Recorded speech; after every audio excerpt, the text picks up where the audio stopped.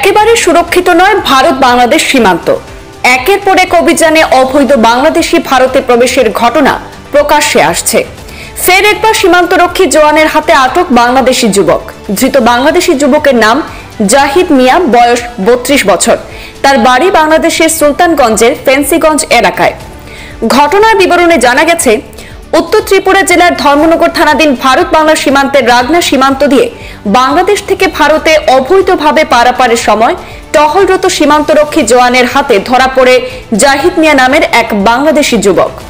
পরবর্তীতে সকল আইনি প্রক্রিয়া শেষে সোমবার রাতে ধৃত বাংলাদেশি যুবককে ধর্মনগর থানার হাতে সমঝে দেয় সীমান্তরক্ষী জওয়ানরা।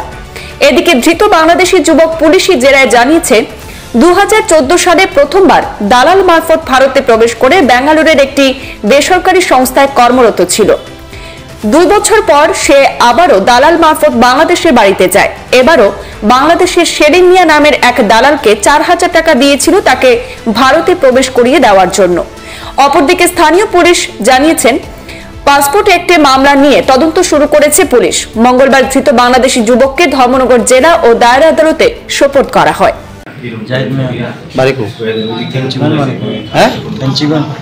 ফেন্সিগঞ্জ কোন জায়গা? এটা সুলতান, বাংলাদেশ নেই। কই ভারতে কি করতে আইছিলা? পাসপোর্ট আছে? পাসপোর্ট আছে না? পাসপোর্ট আওয়াজ তুমি কেমনে আইলা? কেমনে আইছো? হ্যাঁ, কেমনে দালাল রে কত টাকা দিয়া? কোন দিকে ঢুকছো তুমি ভারতে? দালালের নাম জানো? কি কইছে দালাল তোমার? কত টাকা দিছো? তুমি একা আইছো না তোমার লগে আর কেউ আসলো?